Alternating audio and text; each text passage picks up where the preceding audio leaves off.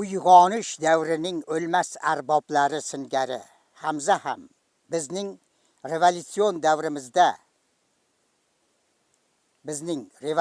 davrimizda shoir bilan me'mor, olim bilan yozuvchi, dramaturg bilan pedagog, kompozitor bilan jamoat arbobi iste'dodini bir o'zida mujassamlashtirgan edi.